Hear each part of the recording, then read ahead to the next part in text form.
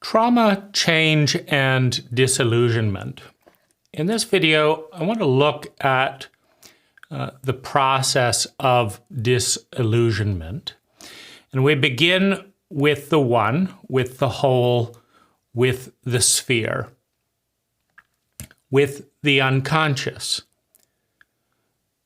The whole, the one, all that is impossible to comprehend through the limitations of language.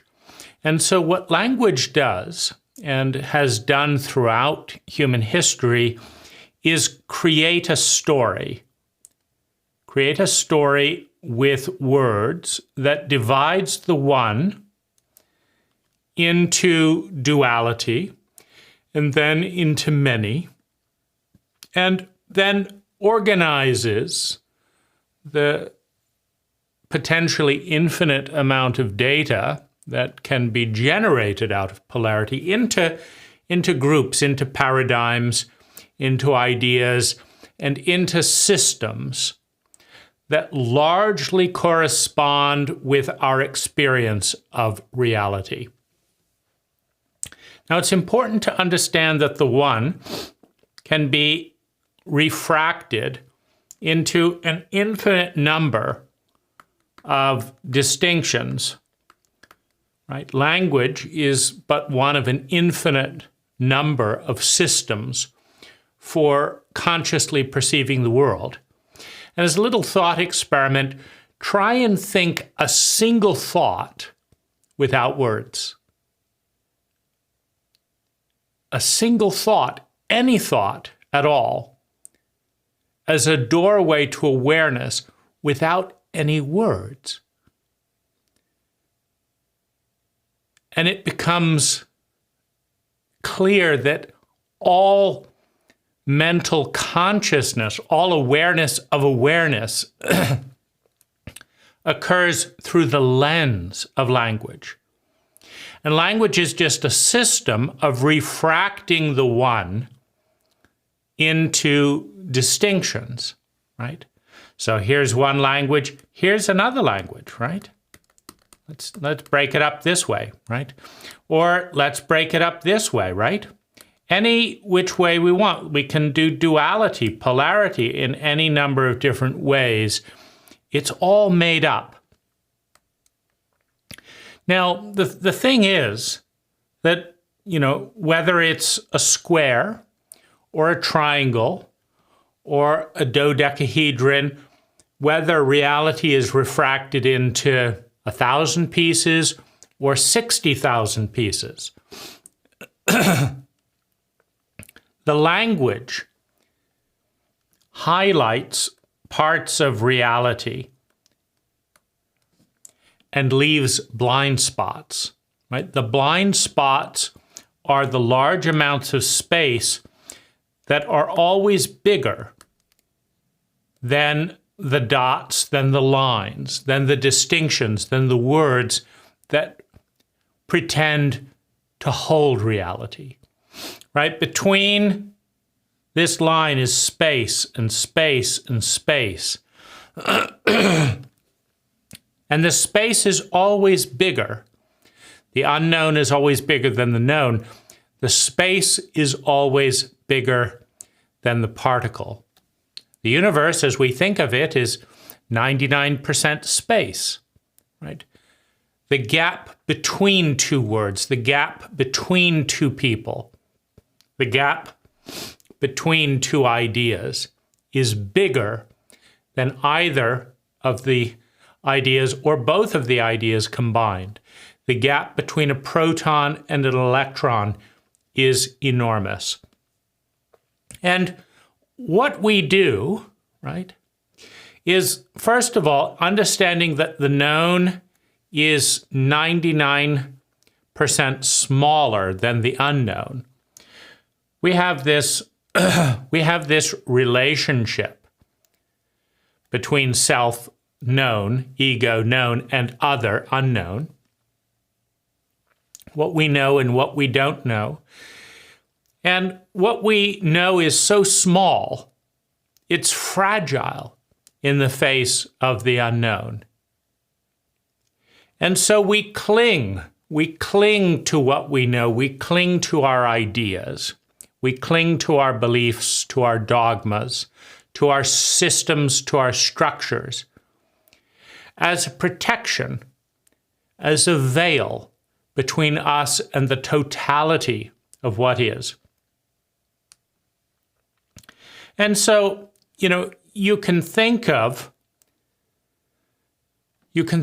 cult or culture as a defense against the unknown. But it's also very important to understand that all cults, all language, all thought is ultimately an illusion and is therefore fragile, right? That all systems are simply making sense at the present time with most of the data, right? And the way that a system maintains its pattern, its identity, is by excluding, suppressing, and ignoring anomalous data, right?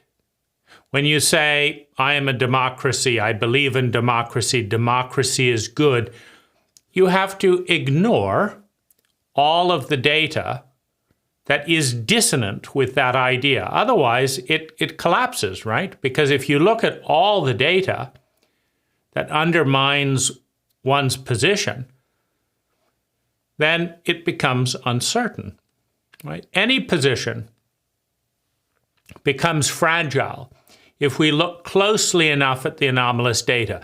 Because one, there's always a better way. No matter how we live our lives, what we believe, what we think, there's always a better way. In the infinite continuum of grace, of perfection, of growth, of evolution, of intelligence, there's always a better way. There's a better way to think, a better way to feel, a better way to express, a better way to grow. There are healthier beliefs. So that's the nature of life, right? As we think of life today, our current story, that once upon a time there was nothing, and then poof, right? The magic dragon, puff, poof, the Big Bang, right? And then life comes into being for no particular reason and just keeps growing and keeps growing and keeps growing.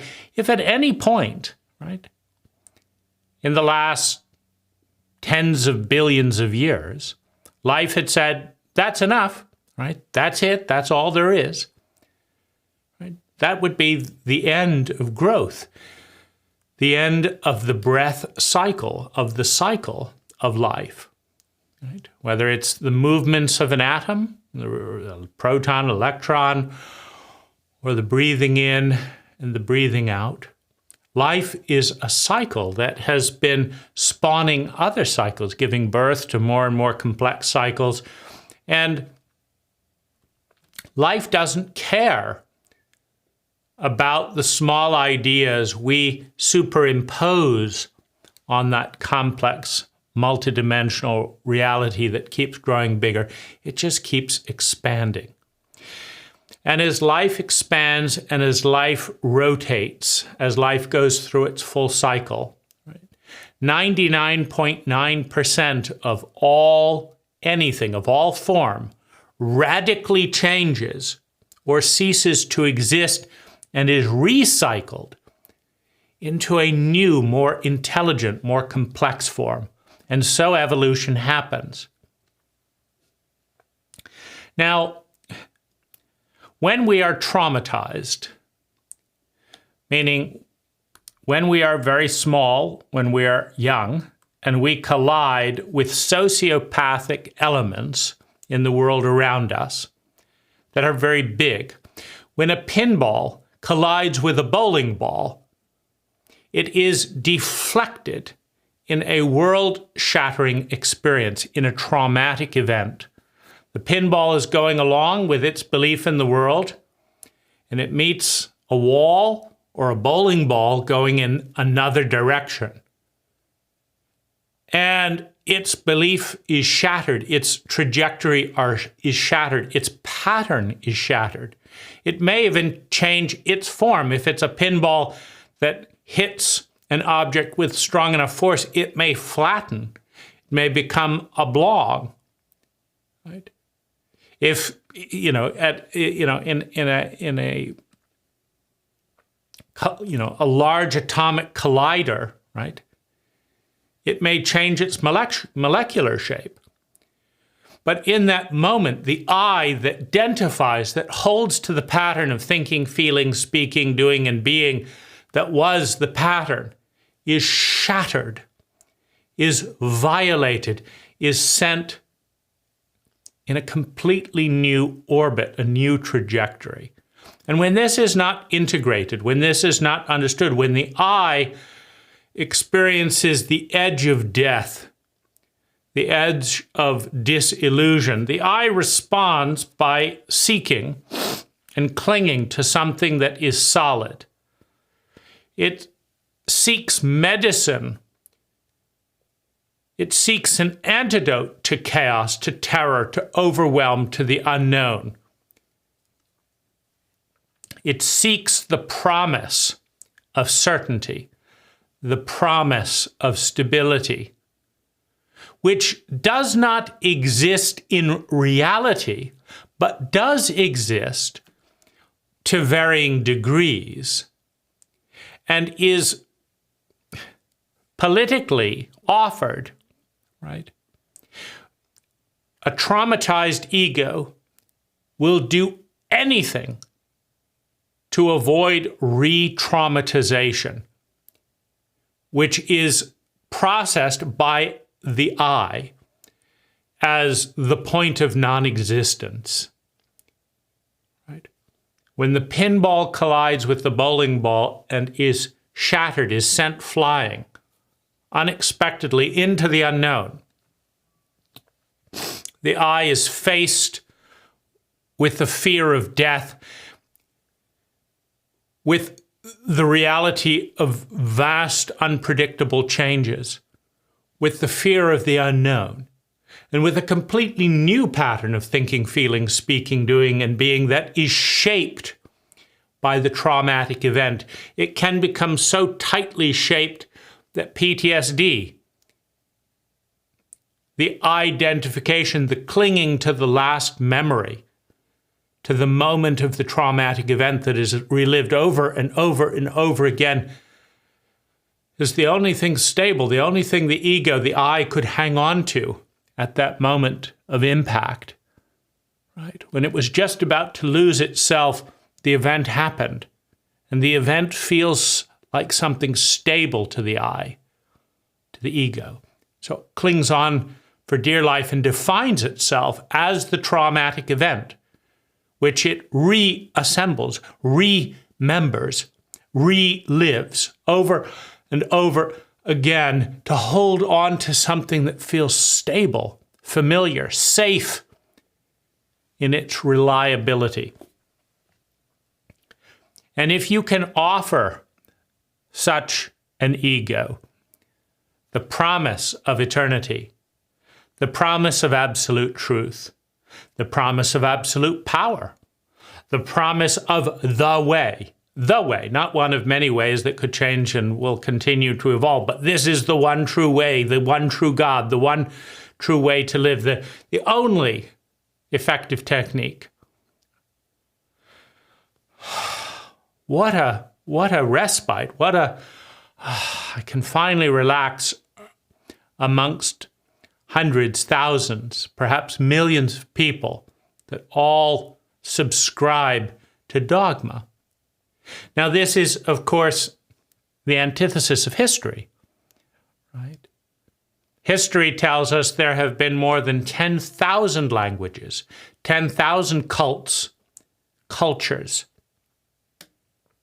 each believing that they are right, each believing that their way is, of course, the best way to look at things. And history also tells us that 95% of all cults, of all cultures, are dead. 95% of all languages are dead. and the remainder are continuing to die. Cultures are dying all the time, either by iterating in ways that are unrecognizable or dying out altogether. Belief systems, languages, ideas are dying. 99.9% of all that once was is now radically changed or dead. So the promise of eternal stability is statistically a lie, but it is a balm to a traumatized ego. Now, the more rigidly we subscribe to any system,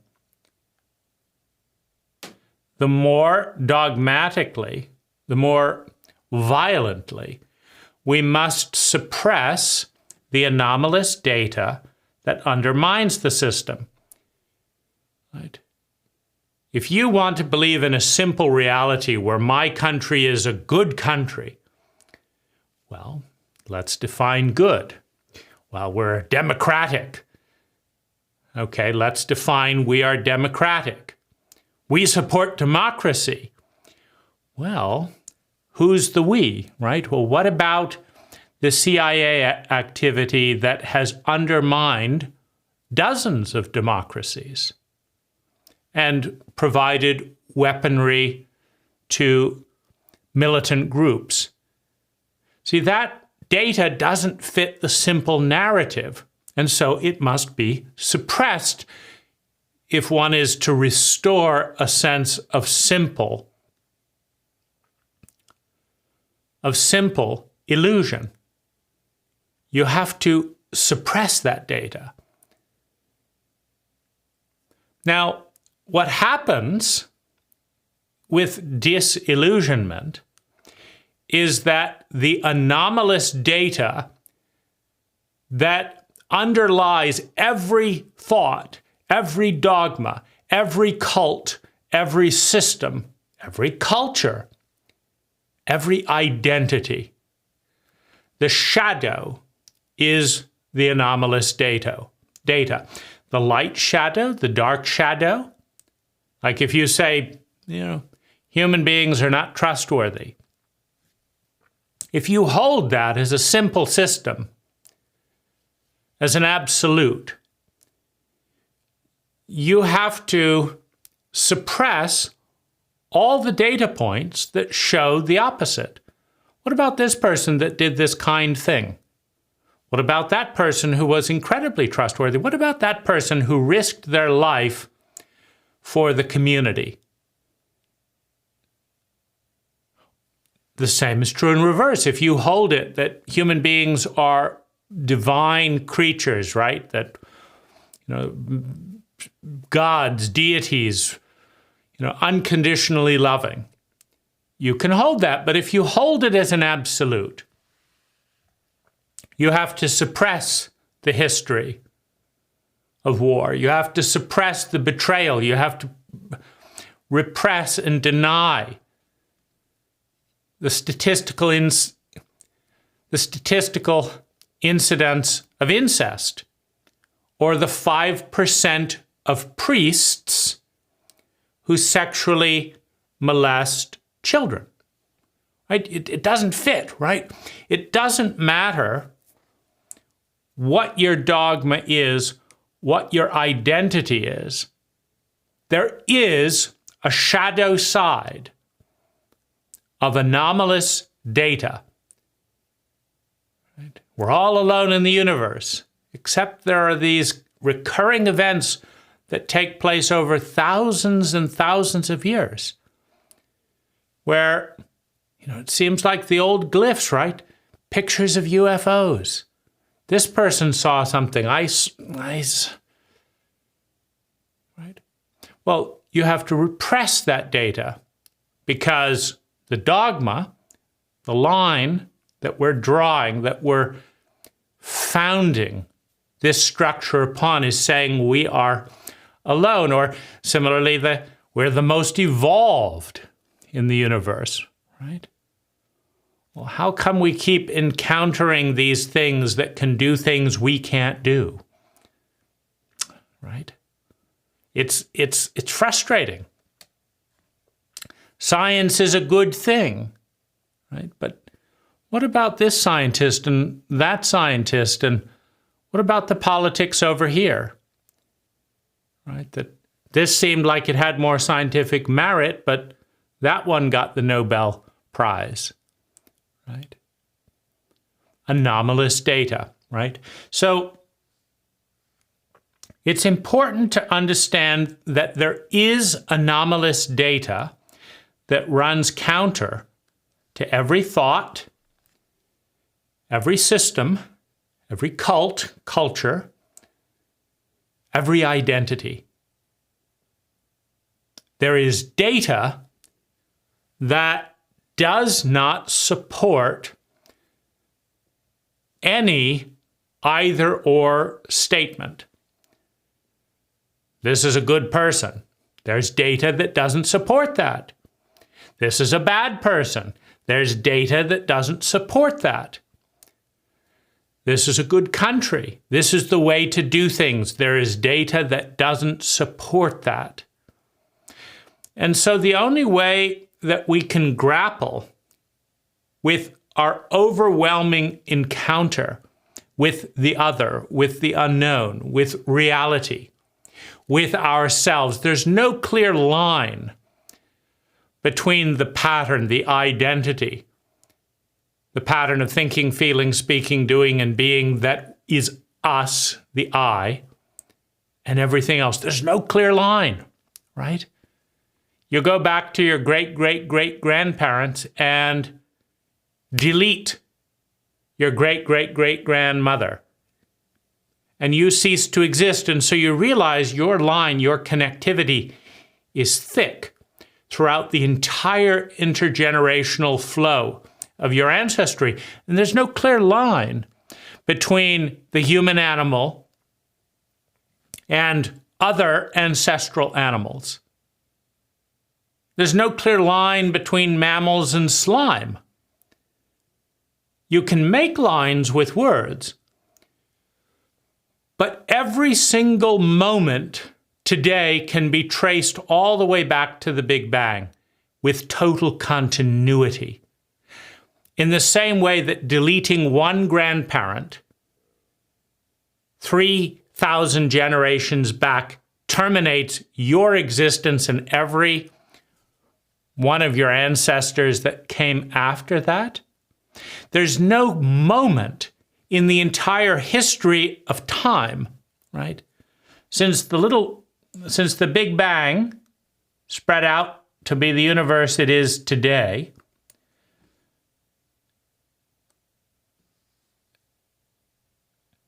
and the line between the universe today and 1 trillion years into the future, there is not a single moment that can be deleted from the thread of time without everything being lost subsequent to. In other words, if we went back in the history of life, the history of the universe, and deleted 1 second way back here, then the entire history of the universe stops at that 1 second mark, right? That's the end of life at that point. If one ancestor goes missing, everything that follows also goes missing. If one moment goes missing, all of time stops at that point, is interrupted, right? There is a continuous line that connects this point in space to every other point in space. There is a continuous line that connects this moment with all other moments. There's a continual line that connects our species with all other species, all the way back to the Big Bang before the word species was invented. There is no line that can be clearly defined between us and everything else. Those lines are illusions, they're fragile, and they're framed in language. Mathematical language, descriptive language, they're not real. And the underlying data, the anomalous data that runs counter to our suppositions, is massive. And what happens when large changes take place? Change is inevitable. It is what life is doing all the time. What happens when large changes take place is the systems through which we view reality stop working as consistently as they once did. And our faith in the dogma, in the belief, in the systems begins to shake. And when our systems start dissolving, all the anomalous data that we've been spending so much time and energy suppressing starts to get really big. And what it does is it makes us feel like there's nothing between us and the vastness of the unknown. It's an existential crisis for the ego, whose identity, whose pattern of thinking, feeling, speaking, doing, and being is dissolving, and it is not being replaced with a clear new system that seems to be able to hold its own. Now, the weight of totality resting upon the small ego I is so big that we can curl up and do anything to try and escape it. We can go to sleep. We can become addictive. We can dissociate. We can deny. We can commit suicide. We can attack and seek to attack whatever we associate with all this chaos and change. You know, radicalism, kill the foreigners, kill the, stop whatever it is that's changing because I can't keep up.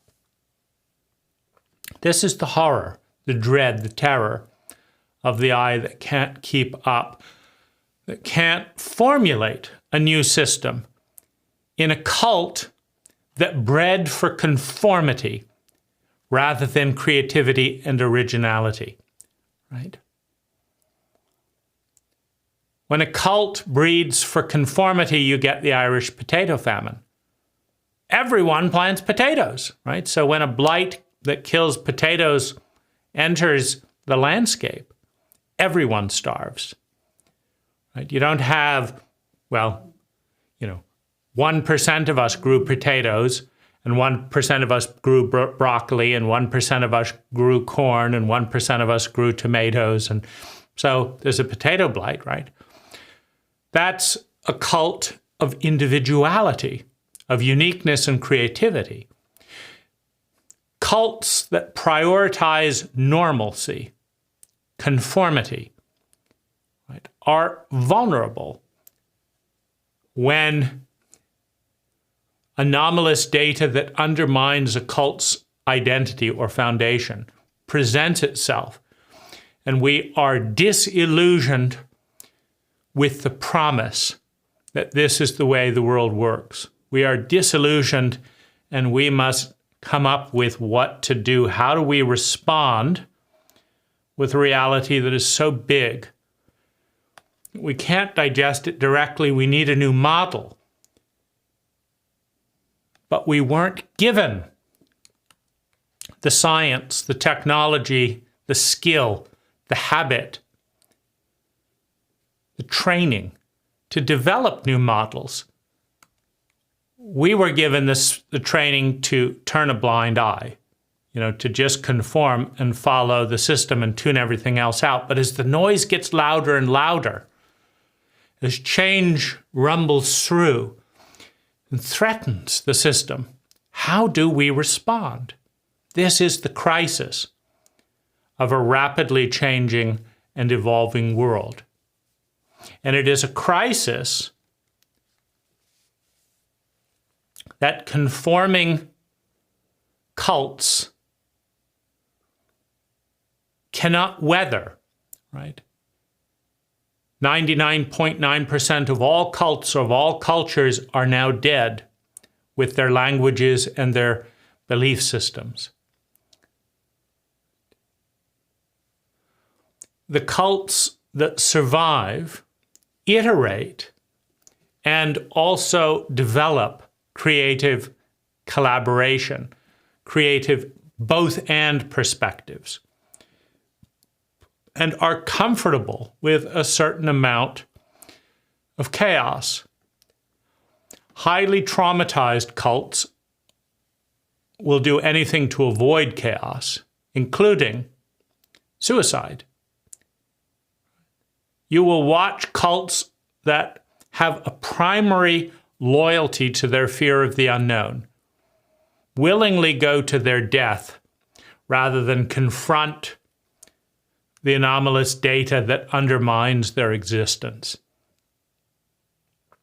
Right? This is a beautiful system as long as it lasts, but it divides and hides anomalous data that must eventually be incorporated. As it is, the system dissolves, and a new system is necessary that includes both the old and the anomalous data.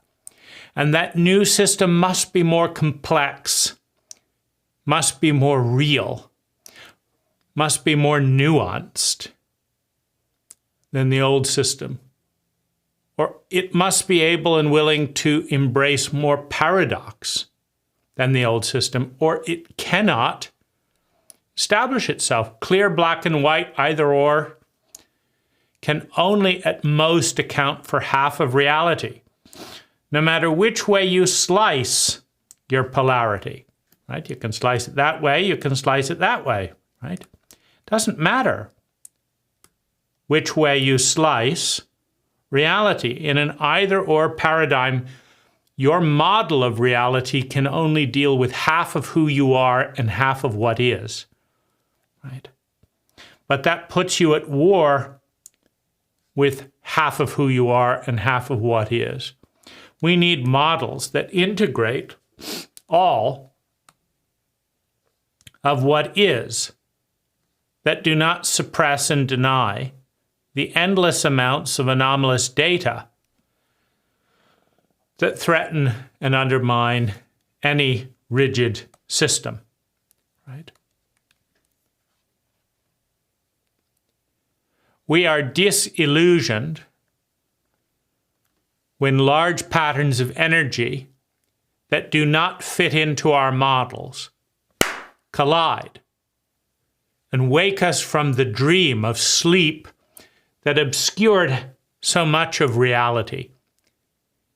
On the other side of that, we are faced with the terror of the unknown, with the terror of uncertainty, with a lack of competence to develop new models, with a distrust in following those that lied to us and told us that that's all there was. And we must begin the individual process of creating new models of reality that includes things that until recently we couldn't even see through the half-blinding eyes of our cult.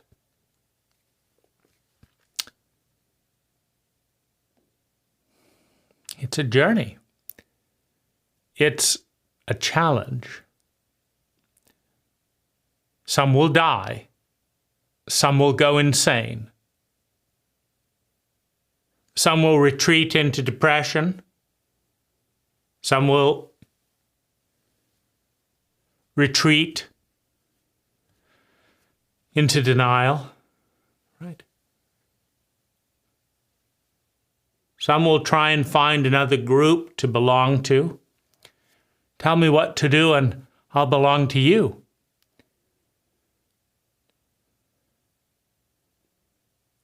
And some will form new systems, new models, will embrace these rough and choppy waters and learn to surf in new ways. Good luck. Please share what's working for you and what isn't in the comments. This is an existential crisis because the I defines its existence through a pattern, an identity, a pattern of thinking, feeling, speaking, doing, and being. And as our current thoughts, feelings, and habits intersects more and more asymmetrically, dovetails less and less neatly with the world around us, we must acknowledge that our identity, our pattern of thinking, feeling, speaking, doing, and being that kept us alive and created some degree of security in the past, is now risking our survival going forward. And with that realization comes terror, comes the confrontation with the unknown. An unknown that is neutral at its core, that contains our worst nightmares, but it also contains the most graceful miracles, the most beautiful friends, the possibilities we lacked the humility to grasp or appreciate for our benefit. The unknown is not the enemy. It is a buffet with so many dishes we cannot grasp them all. Many of which, at least half of which, are better than our current fare, are better than what we're eating at the moment. How to develop a relationship with that more complex world. That is the challenge. And we're here. We are facing that challenge together.